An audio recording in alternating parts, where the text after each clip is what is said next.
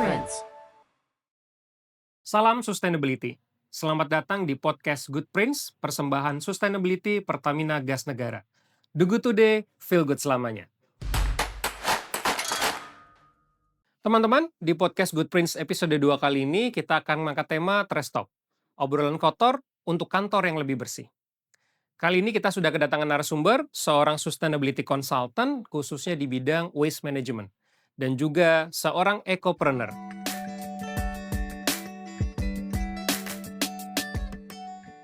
Kita kenalan dengan Mbak Ranitya Nurlita. Atau kita panggilnya Mbak Lita ya, Ya boleh biar boleh lebih Mas akrab Erik. teman-teman. Iya.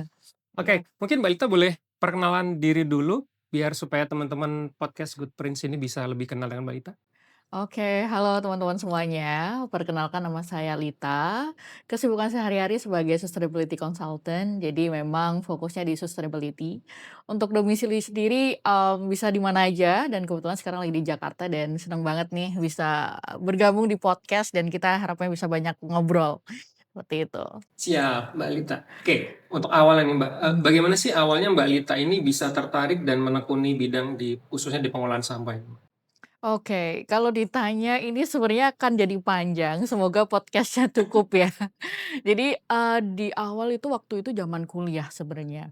Jadi, kuliah termasuk anak yang Oh, salah jurusan gitu ya, karena ya biasalah ya, agak bingung, ini tuh jurusan apa sih, kalau dulu mungkin kita agak susah ya, jurusan yang baik itu seperti apa, karirnya, path-nya seperti apa. Jadi nggak ada yang ngebimbing gitu, jadi cukup hilang arah waktu zaman awal-awal kuliah, ditambah lagi IPK yang jelek banget. Nah kemudian, karena bingung harus ngapain, kemudian mulai nyari teman dengan ikut organisasi dan juga, kegiatan kerelawanan. Nah, pas itu tuh ketemu gongnya. Waktu itu nggak sengaja ikut kerelawanan suatu event di kampus yang fokusnya di sustainability untuk pengurangan kantong plastik. Mulai dari kantong plastik, botol plastik, dan juga bagaimana mengajak para mahasiswa untuk mereka lebih care gitu ya, dengan lingkungan. Terus menarik nih kayaknya untuk didalami, karena sebenarnya background saya tuh bukan sampah atau lingkungan. Background saya itu perikanan dan ilmu kelautan, seperti itu. Dan ngerasa nggak menarik waktu itu, tapi sekarang kembali lagi ke perikanan kelautan. Dari situ mulai mulai menggali dan mulai belajar, terus kemudian banyak ikut kegiatan yang fokus di perubahan iklim juga. Ternyata tuh sampah juga ada dampak gitu ya di perubahan iklim. Terus kemudian juga belajar, bagaimana ekoturism, belajar bagaimana, penebangan pohon yang sangat mengerikan dampaknya, deforestasi, terus kemudian juga dampak-dampak yang lain lah. Terus, semakin ke sampah karena sampah itu yang kita hasilkan setiap hari, jadi sangat dekat gitu ya sama masyarakat. Ditambah lagi waktu itu saya sempat exchange program juga waktu masih kuliah, waktu itu ke US, dan ke US saya ngelihat sendiri bahwa, behavior mereka itu sangat keren ya. Mereka sudah melakukan pemilahan sampah sampai kita berkunjung gitu ya ke unit daur ulang, dan mereka pun memilah dengan sangat bagus, bersih, jauh sama kondisi Indonesia yang kalau kita ngomongin sampah tuh bau, itu jauh banget. Ditambah lagi waktu itu ke Jepang juga gitu, mereka sampai milah tuh sampai 30 jenis gitu.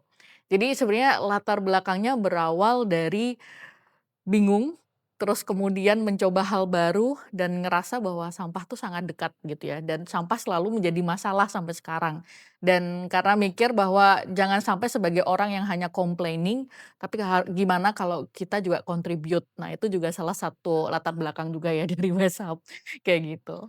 iya, teman-teman itu ya. Kita jangan jadi orang cuman complaining, tapi Iya, gimana caranya biar bisa contribute tuh, pesan dari Mbak Lita. Satu lagi betul. Mbak, kalau dari kuliah kemudian masuk ke dunia kerja, kemudian sempat ke US dan ke Jepang, apa momen titik puncak ketika Mbak Lita harus, no no, this is time for me contribute di waste management. Jadi waktu itu, poinnya itu waktu saya berkunjung ke Boulder, Colorado. Itu 2014, jadi 11 tahun lalu, ditambah waktu itu ke Fukuoka, Jepang, di Oki Town namanya, jadi zero waste town. Terus habis itu ngelihat masalah sampah yang sangat luar biasa, waktu itu 2014 kan lagi Indonesia the second largest, plastic pollution, itu lagi happening banget nih. Nah di situ ya namanya mahasiswa ya, berpikir apa yang bisa saya kontribusikan, terus bikin movement waktu itu, movement yang memang fokusnya pengurangan kantong plastik. semakin tahu mendalami isu kantong plastik, ternyata masalah sampah tuh nggak hanya kantong plastik. Karena kita tahu sendiri bahwa, masalah sampah paling besar kalau ngomongin di Indonesia dan beberapa negara juga organic waste gitu ya. Oh. Organic waste, terus memahami sampah-sampah residu, sampah daur ulang, ternyata sampah tuh banyak banget jenisnya, nggak hanya cuma sampah plastik gitu. Jadi, banyak uji coba waktu kuliah, terus kemudian waktu itu setelah lulus, mendalami bekerja di sebuah yayasan dan fokus di pengelolaan sampah juga. Terus kemudian sempat move di perusahaan perikanan, terus setelah move dari perusahaan perikanan kemudian move lagi di plastic recycling company, waktu itu di US juga. Terus, sejak itu mikir bahwa masalah sampah tuh kompleks banget ya, nggak cuma ngomongin plastik Setuju. ternyata, gitu. Betul sih Mbak, emang masalah sampah itu sangat kompleks, nggak Mmm, cuma plastik ya, betul ada sampah organik, ada betul. juga sampah yang B3 ya, Iya, B3. terus kemudian ada sampah-sampah elektronik itu Iya, yang betul. susah untuk Iya. itu. Nah, kalau mengingat masa lalu nih, Mmm, pernah nggak Mbak Lita kepikiran, "Ah, sekarang aku udah lebih care mengenai masalah mmm. pengolahan sampah. Seandainya dulu aku nggak melakukan hal itu," kayak pernah nggak Mbak momen-momen zaman dulu yang kayaknya menyesal dilakukan karena nggak terlalu peduli dengan sampah? Bisa jadi pembelajaran buat teman-teman yang Eee, masih muda sekarang. Kalau pembelajaran itu lebih kebalikannya sih. Hmm. Kebalikannya adalah menyesal kenapa waktu kuliah di bidang perikanan dan kelautan tidak mendalami itu. Oh, Karena sebenarnya perikanan dan kelautan itu juga salah satu dampak dari masalah sampah. Gitu. Contohnya, sekarang banyak ya mikroplastik yang tiba-tiba udah dipiring jadi ikan, bagian dari ikan. Belum lagi kalau di Jakarta kemarin baru happening beberapa mikroplastik udah iya bagian mikroplastik dari campuran hujan ya. hujan. Belum lagi, kita berbicara mikroplastik yang memang sudah lebih nanti in the future bahkan lebih banyak mikroplastik daripada ikan, gitu. Oh, Nah, salahku dulu nggak mempelajari deep into itu, mmm, terutama waste pollution di ocean, gitu. Jadi ngerasa seharusnya kalau bisa mendalami dua-duanya mungkin bisa lebih expert, kayak gitu. Jadi sebenarnya, kalau lesson learn, alangkah baiknya kan passionate di sampah, tapi juga harus tahu, bagian riset dan oh, sebagainya. Karena, kalau kita ngomongin cuma menurut atau apa tuh kan nggak, apa ya, nggak bisa proof. Makanya dari kami pun akhirnya di WhatsApp aja divisi baru, divisi riset yang memang oh. fokusnya di riset-riset sampah, mulai ngitung timbulan sampah, kemudian nanti reportnya seperti apa dan sebagainya, gitu. Setuju banget sih Mbak, Hmm, tadi, viral kan akhir-akhir ini ya di hmm, Jakarta kan udah mulai musim penghujan, terus iya, kemudian ada isu mikroplastik ya. betul. Itu juga jadi concern kita semua gitu, karena kan Hmm, sebagai warga Jakarta kita pasti concern dengan hal itu. Nah, ini nih Mbak, kenapa kemudian masyarakat Indonesia, khususnya iya. di Jakarta tuh harus peduli gitu dengan masalah pengelolaan sampah ini Mbak? Kalau ngomongin masyarakat di Jakarta seharusnya mereka harus tahu ya, per Mhm. hari itu kurang lebih 7.900 Wow, ton sampah yang dibawa ke Bantar Gebang. oke. Kalau mungkin belum kebayang 7.900 segede apa, dia itu segede 16 lantai gedung. Oh wow. Cuma itu bukan gedung yang ber-AC seperti sekarang ya, tapi dia beneran gedung tinggi yang bau dan sebagainya. Makanya ya Jakarta semakin panas gitu, Ya, itu juga dampak sebenarnya salah satu selain dari transportasi yang semakin masif, tapi juga ditambah lagi dari sampah-sampah yang semakin banyak, mhm, seperti itu. Dan PR-nya sebagai ibu kota, sampah urban, ditambah lagi memang kita tinggalnya di mungkin ada yang tinggal di gang-gang sempit mhm, gitu ya, atau mungkin tinggal di komplek-komplek sempit yang akhirnya tidak bisa mengolah sampah secara baik, seperti itu. Jadi tantangannya banyak ya di ibu kota, di mhm. Jakarta terutama. Makanya, di sini sebenarnya minimal minimal banget itu harus reductions, harus mengurangi dulu gitu ya, dan tahu masalahnya gitu ya. Kayak saya semakin aware sama sampah itu waktu saya ke TPA langsung. Oke. Seperti itu, dan waktu itu memang waktu bekerja di plastik, recycling, kita memastikan supply chain-nya tidak goes to landfill atau goes to ocean. Salah satunya kita memastikan nggak ada yang ke TPA. Nah, waktu Oke. kunjungan beberapa TPA mulai dari di daerah Medan, di Palembang, di Lombok, itu semakin menggugah hati saya dan di sana tuh ternyata nggak hanya saya, tapi banyak orang-orang terutama pemulung yang Mhm, mengais-ngais sampah dari kita mhm, untuk menambah ekonomi mereka. mhm. Belum lagi hewan-hewan ya, mungkin hewan-hewan kurban, sapi, kambing, banyak yang di TPA juga. Jadi mereka makan plastik dan Oh, sebagainya, gitu. Dan ditambah lagi kan kebetulan saya penyelam gitu ya. Saya menyelam, alhamdulillah juga udah menyelami seluruh Indonesia. Saya juga banyak melihat masalah-masalah sampah di sana, mulai dari sampah plastik gitu ya, yang di bawah laut, yang merusak nge-trap karang, karang akhirnya mati. Terus banyak hal yang ada di bawah laut dan itu juga karena sampah gitu. Oh, wow. Jadi, segitu holistiknya mungkin kita ngerasa, oh pakai botol plastik 1, 2 detik selesai. Padahal untuk membuat satu botol plastik itu prosesnya panjang. Belum lagi untuk mengolah botol plastik itu biar nggak goes to landfill, nggak masuk ke TPA, nggak masuk ke laut, itu juga prosesnya panjang, gitu. Makanya memang harus mengurangi dari awal ya, dan tahu urgensinya tuh apa, gitu. Karena informasinya nih setahu saya Bantar Gebang mau ditutup. Oh, Gitu, kayak kemarin kita habis ngobrol sama mitra off taker kita, dan mereka bilang, "Mbak, kita ngolah sampah kan ya, yang residu dijadikan RDF, kemudian organik jadi black soldier fly, terus jadi kompos dan sebagainya." Dia cerita, "Ini sampah Bantar Gebang sampai kita disuruh ngambil lagi Mbak, untuk kita proses jadi RDF." mmm. Kayak gitu. Jadi, diambil lagi untuk mereka olah ke mitra off taker, karena memang di sana beneran overload gitu. 16 lantai ya, sebuah Iya, gedung tuh dan bau gitu, kebayangnya teman-teman sampah dan itu sampah campur ya, Mbak, ya? iya, Bukan cuma campur. sampah tertentu aja. Dan ternyata nggak cuma di tempat pembuangan sampah, di laut juga Iya, ternyata di laut Indonesia juga banyak sampah. Jadi itu tanggung jawab kita semua, teman-teman, untuk mulai dari awal tadi seperti iya. pesan Mbak Lita untuk Mmm, mengurangi, sampah gitu, mengurangi, konsumsi-konsumsi yang bisa menghasilkan sampah. Jadi kita betul, harus mulai berpikir urgensi kita untuk menggunakan suatu barang dan dampak barang itu ketika menjadi sampah untuk lingkungan. Nah, mungkin boleh bantu Mbak dijelaskan ke betul. teman-teman nih, sampah itu jenisnya ada apa aja dan mungkin apa sih yang sampah sebetulnya paling banyak ada di TPA atau mungkin di laut pada saat Mbak Lita menyelam gitu? Oke, jadi, saya nggak jelaskan dulu yang di Jepang ya, karena 30 Hmm. jenis tuh banyak gitu ya. Saya ngambil yang sangat basic yang Heeh. ada di tong sampah, teman-teman semuanya gitu ya. Kalau di tong sampah kan minimal itu ada sampah organik sama anorganik. Mmm, Bagi saya itu masih salah kaprah. oke. Itu masih salah kaprah kenapa? Karena kalau misal teman-teman nih sekarang gitu ya, ngelihat di dalam tong sampah itu masih kecampur, organik dan anorganik karena udah jelas. Karena kenapa? Kita pun juga masih nggak tahu definisi dari anorganik itu apa. Karena anorganik itu definisinya banyak, ada anorganik residu sama anorganik daur ulang, belum lagi ada B3 ya tadi ya. Jadi kita pun harus tahu benar-benar definisinya apa gitu ya. Kalau dari saya memang tidak menyarankan membagi 2, Oke. minimal itu dibagi 4. Mulai dari organik, daur ulang, residu, sama B3, itu minimal banget. Tapi kalau nanti sudah pro, monggo bisa 30 jenis silahkan gitu ya. Nah, kalau organik kan kita bisa tahu sendiri ya, dia itu sampah makanan, sisa makanan, atau mungkin kalau teman-teman setelah masak kan pasti ada apa, potongan-potongan kangkung atau apa, itu masuk semuanya di sana. Sama makanan, sisa makanan, nasi, kemudian ditambah lagi daun-daun kering, daun hijau, ranting, dan itu pun treatment-nya itu harus banyak ya gitu ya. Mhm. Kalau sesimpel kalau sampah organik dulu nih ya, sampah organik kan bisa jadi kompos gitu ya. Itu yang pertama. Jadi, sesimpel kita membuat suatu media untuk dikomposin dan itu ada caranya, nanti teman-teman bisa cari di internet banyak Mhm banget mhm. caranya.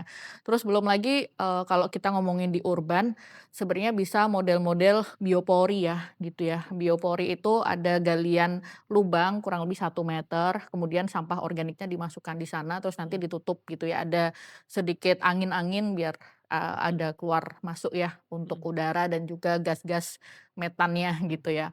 Terus, ada lagi treatment-nya misal ada Takakura, kemudian juga ada ekoenzim. Ekoenzim itu dia cairan yang memang, khusus ya, terutama sampah-sampah segar, contohnya sampah daun dan sebagainya.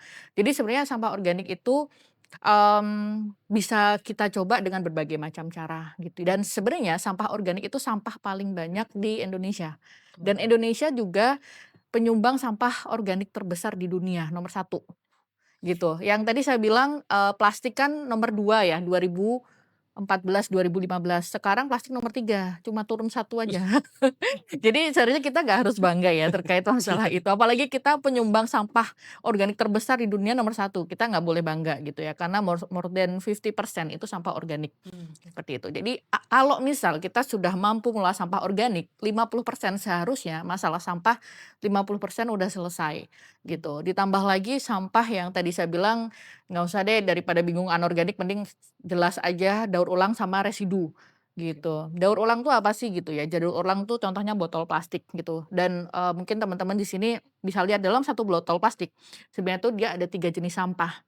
Oke. Gitu, contohnya tutup botol itu masuk daur ulang gitu, kalau mau level wahid namanya HDPE, Mhm. HDPE gitu, terus kemudian, plastiknya namanya PET gitu ya, terus kemudian labelnya itu namanya masuk residu, gitu. Dan itu jadi harus dipilah juga gitu ya, sampah daur ulang, tadi ya contohnya ada botol plastik, gelas plastik, kaleng, terus kemudian kertas, karton gitu, yang itu masuk semuanya ke daur daur ulang, udah daur ulang dan kalau kita ngomongin persentase di atas 10% untuk sampah daur ulang, gitu. Baru masuk ke sampah residu. Sampah residu tuh sampah yang memang susah didaur ulang dan kebanyakan sampah residu itu masuk ke TPA, seperti itu. Contohnya ada styrofoam, terus kemudian juga ada mungkin kalau teman-teman suka belanja atau makan ini kan, nanti teman-teman mungkin ada makan malam, makan pagi gitu ya. Jadi beli kayak kemasan bungkusan itu tuh sebenarnya juga masuk sampah residu ya. Oh, Kayak mungkin nasi-nasi Padang gitu ya yang iya. ada minyaknya itu dia masuk residu gitu. Terus, kemudian juga, kotak makan yang ada lapisan plastik Masih. itu juga masuk residu. Terus Oke. sachet dia masuk residu, terus kemudian tisu, puntung rokok, sedotan, residu semuanya. Dan semua hal yang kotor, maksudnya kotor misal dia plastik ada minyaknya, dia masuknya residu. Karena kenapa? Perusahaan plastik daur ulang, mereka pun nggak mau ada plastik yang ada minyak, yang ada Oke. pasir, yang Iya, iya. ada kebakar, yang dari TPA mereka nggak mau gitu. Jadi ada pro konnya yang orang-orang tuh nggak tahu sebenarnya gitu. Itu ngomongnya sampah residu, terus sampah B3 pasti teman-teman tahu ya, Mhm. elektronik, terus kemudian juga, dari rumah sakit Iya. dan, hal-hal elektronik lainnya itu sampah B3. Minimal aja di rumah tuh ada ini gitu. Nah nanti kalau udah pro bisa tuh dipisah lagi karena kalau ngomongin PET itu ada 3 jenis lagi, ada 4 jenis lagi, ada PET bening, PET biru muda, ada PET ijo, ada PET, biru tua gitu. Belum lagi kertas, kertas tuh ada kertas putih, kertas coklat dan sebagainya. Oke. Minimal 4 gitu ya, karena dengan adanya pemilahan 4 itu, paling nggak kita udah bisa contribute yang 10% masuk ke TPA. Karena kan tadi ya 50% selesai, daur ulang selesai, daur ulang tadi sekitar 10% gitu ya. Terus misal B3 dibawa ke unit B3 misal 10% juga, jadi kan kurang lebih sisa 10%-an ya, seperti itu. Jadi Bantar Gebang nggak penuh lagi, seperti itu. Dan memang itu perlu proses ya, dan saran saya adalah teman-teman itu jangan masukin sampah ke depan rumah. Kalau udah Mhm. dipilah tadi, kalau udah dipilah 4 misal organik udah dikomposin bebas mau diapain, jangan ditaruh depan rumah lagi, karena kalau depan rumah nanti dicampur lagi, Oke. gitu. Jadi caranya gimana biar nggak ditaruh depan rumah, ya kita harus agak effort sebenarnya. Mulai dari kita bisa nyari di internet, titik lokasi pengepul bank sampah atau rongsok yang dekat rumah, gitu. Atau mungkin biasanya ada sih komplek-komplek kita ada bank sampahnya. Samperin mereka, mereka nerima sampah apa aja, baru milah gitu. Nah biasanya tuh kalau di saya treatment saya datengin bank sampah atau mitra off taker langganan kita tanya, "Kalian terima apa aja?" Oh dia terima ada namanya karton, kardus, kaleng, dan sebagainya. Oh ya udah berarti di rumah saya milah jenis-jenis itu, Mmm. gitu. Karena kita harus memastikan misal kita udah milah, terus tiba-tiba dibawa ke luar lagi kan dicampur. Mhm. Jadi sebenarnya yang wajib keluar sampah yang wajib keluar ke rumah keluar rumah itu adalah sampah residu aja. Oke. Karena sampah residu nanti yang diangkut ke TPA ya, yang lainnya ya kita harus agak effort. Nah itu juga tantangan sebenarnya kalau kita tinggal di ibu kota ya, kebanyakan pengepul rongsok itu jarang yang di pusat kota, kebanyakan dia adalah agak jauh gitu, jadi jauh dari ibu kota misal udah nggak area Jakarta lagi, tapi dia di area pusat, jadi harus agak effort gitu ya, gitu. Jadi treatment-nya kayak gitu ya, jadi memang Mhm. kita pun juga harus ada willingness gitu ya, keinginan untuk merubah itu dan kita pun juga harus ada effort ya, kayak contohnya saya di rumah kan milah juga ya gitu ya. Jadi kalau udah mulai penuh tuh, saya sama suami kita bawa tuh tong sampah, apa, jenis sampah yang udah kita pilah, kita bawa ke mitra off taker kita, gitu. Mmm. Wow, seru ya teman-teman ya ternyata banyak gitu jenis sampah dan beda-beda cara Iya, pengolahnya, tapi jangan khawatir mungkin tadi 4 ya, Mbak, ya, iya 4 yang minimal 4, jenis sampah paling besar, organik itu yang mhm, 50% sampah iya, makanan dan iya, daun kering dan lain-lain. Kemudian sampah, daur ulang yang iya, bisa didaur ulang, contoh misalnya tadi botol plastik, ternyata di botol plastik yang biasa teman-teman gunakan juga itu ada bisa dipisah menjadi 3, botol Iya, plastiknya iya, sendiri, labelnya yang jadi residu, iya, sama, tutup iya, botolnya gitu, Mbak, ya, oke. iya, Organik, daur ulang, kemudian sampah B3, nah yang terakhir ini sampah residu, mungkin yang paling kecil yang iya, memang sudah tidak bisa diterima di iya, off-taker-off-taker betul. ya, sehingga memang harus ke, landfill ya, ke tempat Iya, pembuangan akhir, gitu. iya, Kalau secara umum yang existing gimana sih, Mbak, sekarang? Gini, kenapa masih sulit gitu untuk,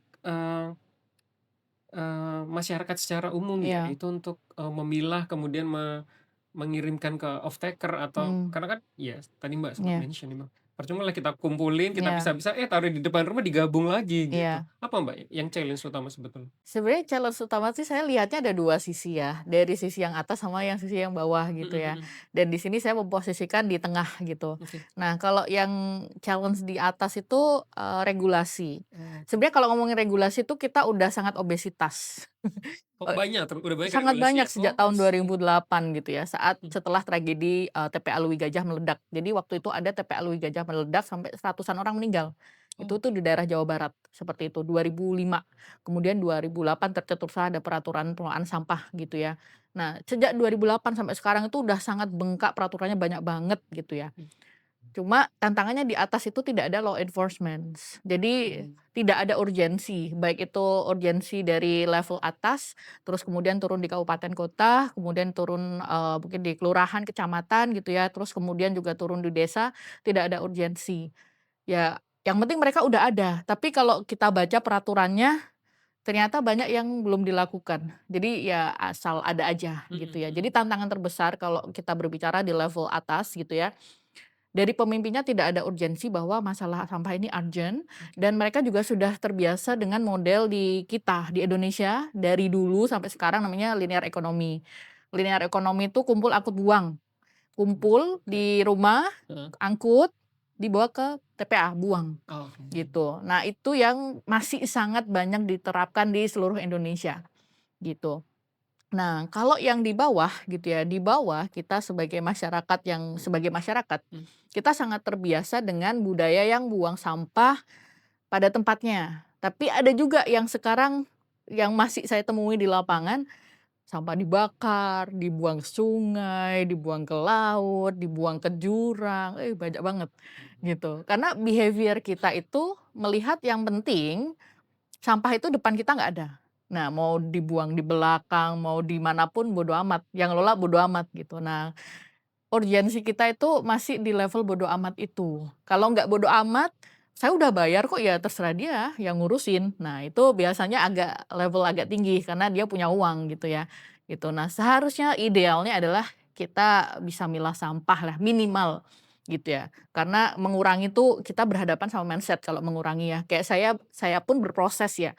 Sejak tahun 2010 mulai aware sama lingkungan, terus berproses nggak mengurangi botol plastik, mengurangi sedotan plastik, mengurangi gelas plastik gitu ya, sampai di restoran pun juga sangat aware kalau makan gitu ya, sampai ngurangin food waste, sampai kebiasaan pun juga saya kurangi. Itu tuh butuh proses gitu ya. Makanya kalau ngomongin sustainability itu the whole life gitu ya, sepanjang masa Mhm sebenarnya. Karena tuh kita tuh dealing atau kita berhadapan itu sama lingkungan, mhm. kayak gitu. Dan lingkungan kan itu juga akan menjadi diteruskan ya, ke masa depan, ke anak cucu, ke generasi selanjutnya, kayak gitu. Nah, tantangan di paling bawah itu behaviors gitu ya, atau pola pikir yang masih tadi, bodo amat, terus nggak ada urgensi, terus mampu bayar, nggak mau milah, karena mindset-nya kalau saya milah nanti juga dicampur lagi Mhm gitu. mhm. Padahalan kalau kita mau sedikit effort, bisa kok perubahan itu kita rubah dari skala paling bawah, contohnya dari level rumah tangga kayak sekarang kami pun sudah punya bahasanya SOP sendiri di rumah gitu ya, sampah harus dipilah, kemudian habis dipilah kita bawa ke off taker gitu ya, gitu. Jadi sebenarnya sebenarnya bisa, tapi harus dari level yang paling sederhana dari rumah tangga gitu. Nah, setelah rumah tangga baru tadi naik ke atas kan, naik ke atas misal, bagi teman-teman di sini yang punya organisasi, komunitas, bisa masuk ke level itu gitu. Kayak tim saya tuh sudah sangat aware kalau kita lagi meeting, kalau bisa jangan ada plastik depan mata saya, kayak gitu. Itu udah sangat aware mereka, karena kita punya kebijakan seperti itu. Terus, misal kalau teman-teman mungkin, bekerja di perusahaan atau mungkin di, apa itu, bisa dari kita cek apakah di perkantoran atau mungkin di pekerjaannya ada peraturan terkait bagaimana mengelola sampah gitu ya. Baru yang atas, jadi karena ada dorongan dari bawah, terus atas pun juga bersambut, kan udah ada peraturan ya Mhm sebenarnya ya. mhm. gitu. Yang atas pun ada urgensi, jadi misal, buang sampah nanti kan banyak tuh di sekitar kita ya, mungkin yang deket-deket sungai tuh, ada plang buang sampah 500.000, tapi itu kan cuma gimik aja ya sebenarnya. Jadi itu pun nggak terjadi gitu. Jadi Mhm.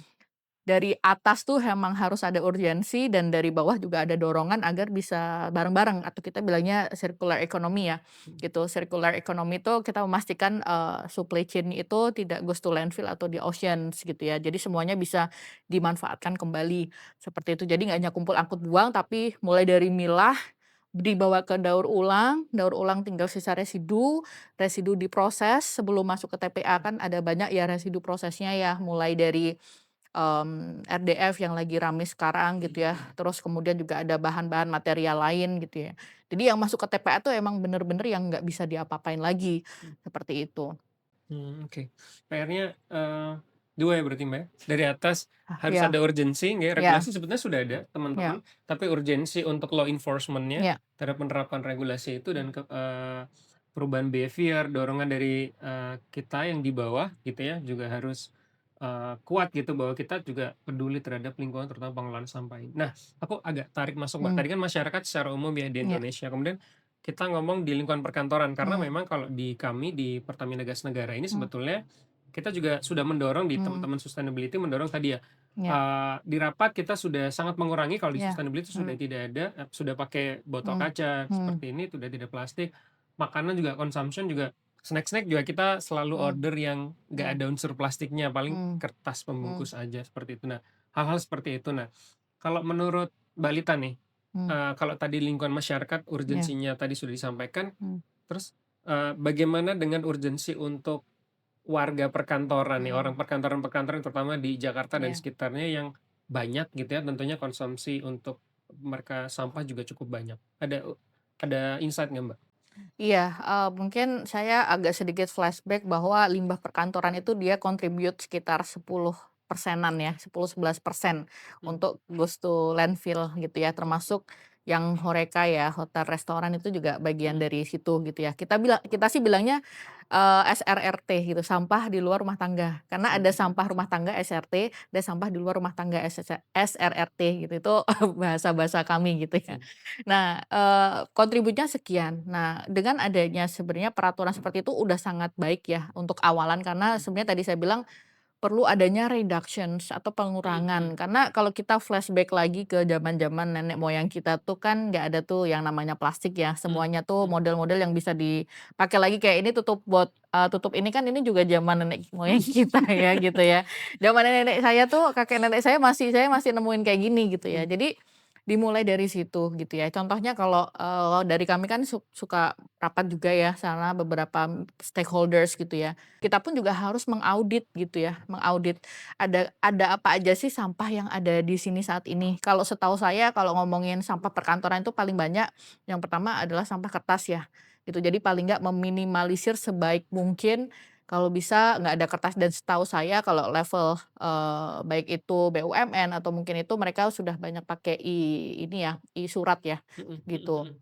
Atau mungkin pakai tanda tangan digital, itu sudah mulai banyak. Tapi Mhm. kalau kita ngomongin data memang sampah paling banyak tuh sampah kertas kalau di perkantoran. Oke. Disusul sama sampah organik, karena sampah organik kan, sampah-sampah mungkin makanan dari karyawan, belum lagi Mhm. mungkin karyawan waktu jam makan siang kan mereka juga ada produce organic waste ya. Mhm. Terus disusul sama sampah plastik gitu ya, sampah plastik yang biasanya ya memang diproduksi untuk karyawannya sendiri, disusul Mhm. sama sampah-sampah yang lainnya, seperti itu. Jadi salah minimal aja memastikan kalau kita mengetahui tadi sampah paling banyak kertas, bagaimana mengurangi kertas. Kita biasanya juga perlu ada evaluasi ya dari perkantoran, bagaimana mereka treatment sampahnya Mhm. gitu, sampah kertasnya. Terus kemudian dipastikan juga bagaimana treatment sampah organiknya. Apakah selesai di kantor? Jadi yang unik kan saya tinggal di Bali. Di Bali, setiap kantor wajib punya teba modern. Teba modern tuh kayak apa? Jadi dia model biopori, Mhm. tapi dia lebih gede gitu. Jadi Oke. setiap di belakang kantor itu sampah organik tinggal dimasukin aja di teba modern itu. Jadi tinggal di kayak dia tuh kayak tong gede gini ya. Dia kayak tong gede ini terus nanti dibuka. Terus habis itu Oh, organiknya oke. dimasukin semua. Seperti itu dan itu di setiap kantor. Jadi udah selesai ya organiknya gitu. Terus sampah plastik kan bisa tadi dengan kebijakan-kebijakan pengurangan kantong plastik dan botol plastik dan kemudian juga mungkin, styrofoam dan sebagainya. Dan kalau misal sudah ada kebijakan pengurangan, juga kalau memang sudah ada juga dipastikan sampahnya dipilah gitu ya. Mmm. Karena kan mereka termasuk sampah daur ulang ya. Dan uniknya, di Indonesia ini ternyata perusahaan plastik daur ulang itu semuanya di Jawa, nggak ada yang di luar Jawa. Jadi contohnya tadi saya bilang sampah sachet, sampah itu tuh ya masih bisa diproses di Jawa. Tapi kalau sudah masuk, misal di area Lombok, Bali pun masih dibawa ke Jawa semua, Papua semua Oke. bawa ke Bali, gitu. Makanya biasanya saya juga bilang gitu ya sama teman-teman saya, "Ini bisa diolah nggak? Tergantung kamu tinggal di mana," Oh, gitu. Kalau di Jawa insya Allah semuanya habis gitu ya, sampah-sampah sachet, sampah itu. Tapi kalau kamu di luar Jawa mohon maaf ini menjadi salah satu masalah utama karena dia udah termasuk sampah residu, kayak gitu. Jadi paling enggak, strateginya kalau ngomongin sampah di perkantoran, memastikan udah selesai, yang keluar, yang diangkut sama petugas kebersihan atau mungkin dinas, itu yang residu saja, seperti itu. oh, oke. Ya berarti tadi sampah yang paling banyak perkantoran adalah kertas ya Ya, ya, hmm, tapi solusinya sudah mulai banyak ya, ya, electronic things ya, ya, pakai surat dan lain sudah pakai elektronik. Kemudian sampah makanan tadi Mbak ya, sudah mention Mbak Lita, bahwa makanan dari sisa makanan pegawai kantor dan mmm, lain, kemudian sampah plastik. Nah, berarti mungkin, di perkantoran juga sebetulnya bisa Mbak ya diterapkan seperti yang di masyarakat setelah yang dikurangi ya, ya, kurangi sampahnya bisa dipilah juga menjadi 4 bisa, tadi ya, mhm, seperti 4 tadi organik, daur ulang, B3 dan juga sampah residu tadi bisa iya, diulang. Oke. Kalau tadi Mbak, sebenarnya menarik sekali yang di Bali mhm, dia pemerintahnya bikin kebijakan bahwa ada mhm, seperti tempat biopori, iya, naruh tebal, sampah-sampah organik di iya. situ ya. Kalau di Jakarta sendiri seperti apa, Mbak, treatment-nya sebetulnya selama ini? Kalau setahu saya di Jakarta juga better ya kalau Mhm, dibandingin daerah lain ya. mhm, Jadi setahu saya tuh, di setiap dinas itu punya, bagian sendiri mhm, yang memang mereka mengelola sampah, jadi harus oke, diselesaikan di sana gitu. Contohnya kan di Jakarta kan ada Jakarta Utara, Tengah, Barat, dan sebagainya ya, Selatan ya. Di setiap, Jakarta contohnya saya ambil ini karena di Jakarta Pusat ya. mhm, Di Jakarta Pusat itu tuh mereka punya satuan khusus untuk oke, mengelola sampah gitu, biasanya punya TPS 3R gitu. Jadi, setahu saya adalah flow-nya misal dia sudah mengambil dari gedung-gedung terus diproses dulu ke mhm, si TPS 3R gitu ya. Kemudian setahu saya juga yang paling dekat itu kalau dari sini tuh di Gambir ya, dia ada pengelolaan sampah RDF juga gitu ya. Kemudian kalau yang RDF kan ada di bawah kedua ada Rorotan, oke. kemudian juga ada di bawah di Bantar Gebang gitu. Jadi yang dibawa ke sana tuh udah tinggal residu aja. PR-nya adalah kalau curhatan dari mereka, Oh, pemilahan iya, gitu. selalu Jadi jadi PR ya, tuh ya. jadi kan pengennya tuh sama mereka pengennya di ini ya, mereka tinggal ngolah aja ya untuk Betul, dibawa, disuplai tadi ke Bantar Gebang sama mhm, Rorotan. Tapi PR-nya mereka pun PR banget milah gitu. Jadi kayak jadi oke, PR lagi ke sana, seperti itu. Dan setahu saya Jakarta cukup baik ya kalau dibandingin daerah-daerah lain karena Jakarta juga mempunyai komitmen-komitmen yang cukup bagus terutama kalau setiap, setiap area Jakarta mereka punya minimal TPS 3R gitu dan mereka juga bertanggung jawab sebelum sampah yang residu dibawa ke Bantar Gebang, seperti itu. oh, oke. Jadi sebenarnya kalau kalau kendala Mhm, sampah perkantoran yang dibawa ke Bantar Gebang tuh, sampai di Bantar Gebang tetap dipilah, Mbak, ya? Dipilah setelah pemilahan itu akan dibawa ke off taker atau semua mhm. dibakar ya? Off taker sama dibakar gitu ya? Treatment di sananya? Kalau setahu saya di Jakarta itu prosesnya tadi dari kantor Mhm. dibawa ke TPS 3R dulu, Oh, oke. Jadi gitu. ada hub-nya dulu Ada ya hub-nya sebelum ke sana dulu ya? Oke. hub-nya dulu, terus yang sisa yang tidak bisa didaur ulang baru masuk ke Bantar Gebang yang RDF tadi, Oh, oke. bukan yang residu tadi. Nah Heeh. residu memang kalau setahu saya tuh di Jakarta tuh baru ada yang TPS 3R itu tuh kurang lebih 2 lah, 2 Mhm, RDF mhm, yang cukup gede gitu mhm, ya. Terus kemudian baru dibawa yang lebih gede lagi yang di Rorotan sama di Bantar Gebang mhm. untuk dibikin briket, Oke. bikin ya apa, pembangkit listrik dan sebagainya, Iya terus untuk dibawa ke firing ya, ya, campuran pembangkit betul. listrik. Jadi memang di-pool dulu untuk dipilah. Oke, oke. Jadi memang yang masuk itu beneran residu, cuma PR-nya mereka pun juga nggak mampu untuk bisa ngolah sebanyak itu karena PR dari sumbernya tuh masih dicampur, kayak gitu. Kebayang sih. Iya. Baik teman-teman, kita bantu ya untuk Nah, iya. memilah sampah dari Iya, perkantoran, dari rumah masing-masing di perkantoran supaya nanti di hub-nya tadi sebelum dibawa ke, mhm, TPS-nya udah yang mana bisa diolah dan mana yang sudah jadi residu. Jadi yang iya. landfill akhir udah tinggal yang residu aja teman-teman. Gitu Ya, loh, Mbak, dan itu ya. sebenarnya di luar, maksudnya di luar area yang tadi milik Mhm. pemerintah, banyak kok kalau mau Oh, cari di internet, rongsok pengepul gitu. Jadi, sometimes tuh perkantoran juga perlu ada etikat kemandirian untuk mhm, mengolah sampah. Jadi nggak hanya, mikir nanti diangkut gitu. Kemandiriannya tuh tadi apa, mulai dari kebijakan kantor, terus kemudian juga pemilahan, terus habis dipilah nggak usah nunggu diambil sama dinas, tapi langsung dibawa gitu ya ke pengepul, misal di-pool dulu. Kan kalau kita ngomongin satu pick up itu kurang lebih sekitar 300 kilo ya, mhm. gitu. Kalau 300 kilo baru dikirim gitu ya ke pengepul gitu ya, dipastikan juga di area kantor ada nggak pengepul terdekat, ada nggak rongsok terdekat. Jadi emang udah selesai di awal gitu Mhm, ya. mhm, Jadi yang diangkut cuma residu aja. mhm. Dan pasti, hub-nya itu mereka juga seneng ya, kok tiba-tiba yang seharusnya 1 ton tiba-tiba cuma 100 kilo gitu ya, Iya, gitu. bener bener, Mbak. Iya iya.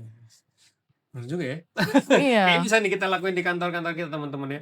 Itu iya, kita bisa pilah-pilah, setelah kita pilah nanti tinggal kita kirim ke, pembuangan akhirnya, tinggal yang residunya aja gitu ya. betul. Nah, Mbak, jadi kalau salah satu challenge ya yang di Mmm, lingkungan perkantoran kita itu bahwa budaya ya, budaya iya, mengenai tadi mengurangi, mmm, sampah, mmm, kemudian mengolah dan, mmm, memilih gitu ya, mhm, memilah-milah sampah sebelum, kita kirim ke mmm, tempat pembuangan air. mmm, Nah, karena di perkantoran kita kan udah mmm, ada yang namanya mmm, cleaning service ya, Mbak, iya, atau teman-teman yang iya, membantu kita untuk membersihkan, iya, sampah makanan atau mmm, sampah-sampah kertas sama sampah perkantoran itu mmm, kadang-kadang mmm, sehingga budaya untuk, "Oh ya saya ngurangin sampah, kemudian saya mmm, membantu untuk memilah sampah," itu nggak ada, iya, kan sudah ada petugas cleaning service gitu. iya, Itu gimana, Mbak, cara ada tips nggak mungkin cara mmm, merubah budaya mmm, itu supaya seluruh pegawai kantoran ini juga mmm. punya kontribusi gitu untuk mengurangi dan memilah sampah? Iya, sebenarnya, mulai dari perubahan mindset kita ya, bahwa cleaning service pun dia Mhm, tuh setara sama kita. mhm, Dari level pekerjaan gitu ya, mereka juga digaji dan sebagainya, cuma mereka ngurusin bersih-bersih aja. mhm. Sama halnya kayak kami pun sering dibilang, "Oh kalian petugas kebersihan ya?" "Iya, kita happy kok jadi petugas kebersihan, emang kenapa?" Gitu, gitu. Karena ngomongin cleaning service, petugas kebersihan itu dilihat yang jorok-jorok aja, padahal tuh enggak gitu ya, malah kita banyak yang menyelamatkan lingkungan ya gitu. Jadi kita mulai berpikir bahwa cleaning service, petugas kebersihan itu levelnya sama-sama kita. Kalau levelnya sama kan akhirnya kita sama-sama jadi tim Mhm, ya, mhm, gitu ya, setuju. gitu. Karena sebenarnya tugas cleaning service itu membersihkan, bukan memilah, gitu. Nah, mindset di kita kan ya cleaning service ya memilah, kemudian juga, membersihkan gitu ya. Makanya memang kalau mungkin teman-teman pernah di beberapa negara, contohnya Jepang dan sebagainya, kan mereka udah sangat bersih ya. Jadi mereka tuh udah ada responsibility atau tanggung jawab di pribadi mereka masing-masing dan Mhm, hal-hal ini yang perlu banyak ditingkatkan value-value ini bahwa tanggung jawab sampah itu tanggung jawab pribadi, bukan tanggung jawab cleaning service, bukan tanggung jawab petugas kebersihan. Nah, mindset-mindset ini yang belum ya tadi karena merasa bisa bayar, terus kemudian juga ngerasa bahwa bukan tanggung jawab dia, nggak mau kotor dan sebagainya gitu. Jadi, kalau saran saya, harus mindset-nya dirubah, sampah itu tanggung jawab masing-masing, terus kemudian juga kita juga harus berpikir bahwa cleaning service itu tim kita juga gitu ya, gitu. Dan banyak juga kita banyak bekerja sama sama cleaning service mereka malah happy, mhm, karena sampah udah kita bantu pilah, kan kita sering handle sampah-sampah event ya, contohnya mhm. di Jakarta International Convention Center, contohnya di JICC gitu ya. Jadi mereka udah sangat, "Wah enak ya udah dibantu milah." "Oh iya," gitu. Jadi karena kita ngerasa sama cleaning service itu tim gitu ya, Iya iya. bukan sebagai ya dia ngurusin sampah gitu. Karena banyak juga misal di event-event besar, mereka merasa sudah membayar gitu ya, itu ya tanggung jawab dia. Tapi sebenarnya ya ngomongin pekerjaan, apalagi sampah ya, itu bukan hanya tugas cleaning service, tapi juga tanggung jawab kita. Karena kan ya sampah itu nggak hanya sampah di kantor ya, di rumah Mhm, juga ada, mungkin nanti di komplek juga ada gitu. mhm. Oke, mungkin ini kali, Mbak, salah satu contohnya Mmm, mungkin kalau misalnya kita di, mmm, beberapa restoran iya, fast food gitu ya, sudah di Jakarta sudah mulai dibiasakan bahwa self service, self service ya, nih. Jadi setelah makan kita kemudian heeh, tray-nya kita mmm, taruh betul, ke tempatnya, terus kemudian sampahnya juga mmm, langsung kita masukkan. Itu mungkin salah satu contoh budaya iya, yang kita bangun ya, mmm, di Indonesia untuk, mulai peduli dengan sampah. Nah, kalau ini Mbak, kalau, tadi ya cleaning service adalah teman-teman yang, membersihkan gitu. Jadi, mmm, bukan teman-teman yang memilah, seharusnya mmm, kita membantu juga untuk bisa milah-milah sampah. Nah, ini kalau best practice Mbak, mmm, mungkin bisa di perusahaan lain, di tempat lain atau di negara lain tadi mmm, Jepang atau US, ada nggak sih kantor-kantor yang sudah menerapkan itu end to end gitu, dan bagaimana mereka memulai untuk mmm. merubah budaya yang ada di kantornya mengenai pengelolaan sampah? Nah, apakah di mereka tuh ada kayak semacam tim khusus gitu, Mmm, tim mhm, khusus yang spesifik untuk mengolah sampah mmm. gitu, atau sebetulnya budaya ini diturunkan aja dari pimpinan ke seluruh karyawan nih? Iya, jadi ada salah satu brand perusahaan yang Mhm, memang saya udah kenal dekat sejak tahun 2013, waktu itu mhm masih mhm, mahasiswa karena saya ikut program mereka. mmm, Dan waktu itu kita kunjungan ke kantor oke gitu, karena mereka juga salah satu, produser, dari sampah ya, oke, gitu ya. Nah, ternyata mereka ada divisi khusus yang sustainability yang memastikan sampahnya itu nggak ada yang keluar mhm di area tersebut gitu ya. Nah, salah satunya mereka lakukan tadi, kalau di, kantin mhm, kantin perusahaan di kantor, mereka sudah self service semua. oke Seperti itu. Jadi ada tong-tong yang terpilah mulai dari sisa makanan, terus oke, kemudian kalau ada sampah plastik gitu. Tapi setahu saya sih mereka nggak ada, maksudnya nggak ada sampah plastik karena mereka sudah ada peraturan untuk mengurangi sampah plastik, plastik iya, gitu ya. Terus kemudian sampah-sampah lain. Nah, terus kemudian sampah organiknya mereka ada unit khusus pengomposan di oke, kantor itu, di belakang. mmm, Gitu. Nah, terus kemudian pengomposan itu mereka juga nanam bunga-bunga ya, bunga-bunga dan sayur-sayur yang nanti dibagikan lagi ke para pegawainya, seperti itu. Terus sama halnya sampah daur ulang, mereka juga ada unit pool kecil gitu ya, yang memang untuk nge-pool, terus habis itu kalau udah penuh diangkut lagi gitu. Jadi emang yang keluar itu sampah residu dan mereka juga banyak kebijakan-kebijakan ya untuk, mengurangi dari awal. Gitu, dan bagi saya itu amaze banget. Sesimpel juga misal kantor gedung gitu ya, mmm, mereka banyak ini, kaca-kaca gitu ya. Jadi nggak perlu lampu juga, gitu. Jadi effort-nya segitunya sih kalau mereka dan ada beberapa di Indonesia yang sudah menerapkan. Ya memang harus semakin banyak seperti itu ya. Dan kalau misal di daerah-daerah lain udah biasa ya kalau mungkin teman-teman pernah ke luar negeri di kampus juga semuanya self service kan, mhm gitu. Waktu itu tahun lalu saya ke San Francisco gitu ya, saya mhm, salah satu kampus di sana. Santa Cruz namanya, di Santa Cruz itu, di kantinnya mereka itu kayak misalkan mau minum mereka udah nggak ada botol plastik lagi, mereka tuh pakai yang refill gitu loh, semuanya oke. refill. Terus, sama mereka juga sudah ada tong-tong sampah terpilah jenis-jenisnya gitu dan itu udah jadi habit bagi mereka. Sampai mereka pun bersih-bersih sendiri gitu Oh, ya mejanya. Di Bali juga banyak tuh Kak, restoran-restoran yang kayak gitu. Jadi self service sampai, cairan pembersihnya tuh mereka pakai yang tadi saya bilang, ekoenzim oke, gitu. ya, Cairan pembersihnya aja sampai dari sampah organik gitu ya, dan kalau di Bali banyak ya kayak gitu ya, gitu. Jadi sebenarnya dibalikin lagi tadi kebijakan dan ada effort dan juga jangan lupa dikomunikasikan secara masif baik itu di karyawannya atau tamunya bahwa kita punya kebijakan seperti ini, seperti itu. berarti harus ada banyak pihak ya, Mbak, ya? Dari Iya, pimpinannya harus yes, support, mmm, policy-nya juga harus dibikin, betul. kemudian dari karyawannya juga Iya, seluruhnya harus bekerja sama termasuk di dalamnya iya, teman-teman cleaning service ya, dan iya, facility-nya juga harus disediakan misalnya ada iya, 4 tempat sampah atau iya, untuk pemilahan-pemilahan, jadi di kantin pun teman-teman mhm, langsung bisa, iya, pilah-pilah gitu ya. iya, Oke, terus kan ini tuh bagian dari budaya, Mbak, ya. iya, Kalau membangun budaya kan kita nggak bisa instan tuh. Ini betul, kan panjang, harus mmm, ada yang menjadi role model, mmm, harus ada yang tetap menjaga semangatnya. Ini mmm, gimana mmm, caranya mmm, supaya, eee, culture ini konsisten gitu? Karena ini mhm, jangka panjang ya, iya, konsisten ini tetap terbangun mmm, dan para para karyawan tuh nggak merasa, "Ah, ini ribet banget nih, mhm. nyusahin nih," gitu-gitu. Gimana caranya, Mbak?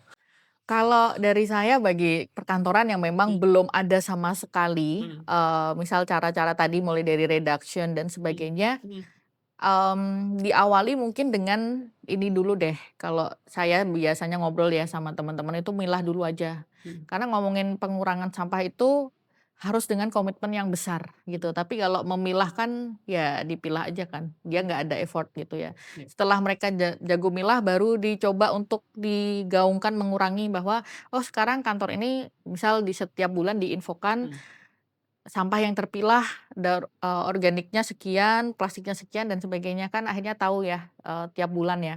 mhm Terus kemudian sekarang kita ada kebijakan untuk mengurangi untuk misal, oh saat ini nih gitu ya, dalam satu bulan masih sampah plastik 20% contohnya, di dalam suatu perkantoran itu. Nah paling nggak kan si karyawannya tahu ya, oh mhm, 20%. Nah kemudian ada kebijakan baru pengurangan oke. gitu. Dari 20% itu kita pengen nih mengurangkan 10, mohon kerjasamanya untuk karyawan gitu. Jadi emang Mhm harus pelan-pelan ya, minimal ya, dalam periode Mas dalam 1 tahun itu ada progresnya lah gitu. Misal dalam 1 tahun itu fasenya misal fase pemilahan, kemudian 1 tahun berikutnya pengurangan dan sebagainya. Jadi emang perlu ditargetin juga gitu. Nah, biasanya kalau di kami, lembaga kami tuh fase pertama itu selalu diawali dengan riset gitu. Misal minimal riset timbulan sampah dulu gitu ya, terus riset juga karakteristik dari masyarakat. Kalau di kantor berarti riset karakteristik masyarakat bagaimana mereka mengelola sampah, karena dari situ kita tahu bagaimana nanti nge-treatment karyawan kita, seperti itu. Dari fase pertama dengan riset, baik itu survei karakteristik mindset dari si karyawan, kemudian survei karakteristik sampah, baru kemudian kita tahu treatment-nya kayak gimana, kayak gitu. Di survei, karyawan, survei karakteristik karyawan, karakteristik, Sampah, sampahnya, hmm, dan juga, pengolahannya tadi Mbak ya, seperti apa? Apa hal yang paling sulit atau paling sulit untuk dilakukan atau hmm, justru yang paling mudah dilakukan sebagai step awal? mhm, Apakah harus, karyawannya dulu mhm, disurvei atau jenis sampahnya dulu disurvei atau bagaimana pengolahan sampahnya dulu disurvei atau kayak gimana? Step pertama apa yang harus nanti kita mhm, teman-teman ya kita mhm, lakukan di perkantoran untuk mhm. mulai melakukan kegiatan ini gitu? Kalau dari kita sih yang paling mudah tuh sebenarnya mulai dari survei karakteristik Oke. sampah ya, survei karakteristik orangnya dulu. Oh, orangnya dulu, Kan oke. sekarang banyak ya form-form, ngisi Mhm, form sederhana aja gitu ya, misal minta waktu 5 menit untuk ngisi, mhm, untuk melihat karakteristik dulu dan mhm. kalau bisa diwajibkan untuk semuanya ngisi gitu. Karakter apa Mbak yang kira-kira maksudnya pertanyaan apa gitu yang perlu Oh, kita oke. Nah, tanyakan yang biasanya kalau kira-kira kita karakterisnya selama ini, mereka membuang sampahnya gimana, gitu. Terus ada opsi tuh oh, oke. dibakar, kemudian dibawa ke petugas kebersihan, ada mungkin dibawa ke bank sampah gitu. Terus apakah sudah melakukan pemilahan gitu, dari sumber. Terus jenis-jenis sampah yang diketahui itu apa-apa aja, ada pilihannya plastik dan sebagainya. Selama ini dalam 1 hari menghasilkan berapa dari sampah itu gitu. Jadi mulai dari pertanyaan-pertanyaan sederhana agar tahu, oh ternyata kalau kan nanti dibikin percentage ya, persentase, oh ternyata mereka udah tahu sebenarnya, masalah sampah gitu. Biasanya dimulai juga sejauh mana mereka mengerti terkait pembuangan sampah di kantor, seperti itu. Apakah mereka ada urgensi? Nah, terus terakhir ya, di akhir adalah, apakah kamu berkomitmen? Nah, Mmm, ini yang bisa dipegang. Karena kan siap data siap. ya, Mhm, dipegang misal yang berkomitmen 100%. Nah, nanti kalau pas bikin peraturan enak nih, ya mhm. lah wong kemarin kamu ngisi form gitu ya, Iya ini iya, kita yang pegang. siap Namanya siap. ini aja Mhm. gitu, Oh, iya iya iya. gitu. Setuju, Mbak. Baik, itu teman-teman ya, kita bisa mulai di lingkungan perkantoran kita untuk Mhm, mulai melakukan survei dulu, mhm, karakteristik karyawan di tempat kita seperti apa dan bagaimana komitmen mereka untuk melakukan pengelolaan sampah gitu ya. mhm, Harapannya sih, nah dari awal survei itu kemudian bisa bergerak ya ke iya, survei selanjutnya mengenai sampah apa yang perlu dipilah dan mhm, kemudian pengolahannya seperti apa. Itu iya. teman-teman. Mbak Dita, kita udah hampir di penghujung Wah, nggak podcast kerasa. gitu ya kan sih. Soalnya seru teman-teman ya, ngomongin pengelolaan sampah karena itu Iya, isu kita bersama gitu, iya, bukan cuman gitu. isu Mbak Lita aja atau isu kita di Good Prince, tapi itu isu kita semua teman-temannya terutama di lingkungan perkantoran. Apa pesan untuk masyarakat, Mhm, khususnya pegawai perkantoran ya, teman-teman mhm. semua, tentang tanggung jawab terhadap pengelolaan sampah? Oke, jadi pesan buat teman-teman sebenarnya, kan kita hidup cuma sekali ya, gitu ya, di dunia ini, gitu ya.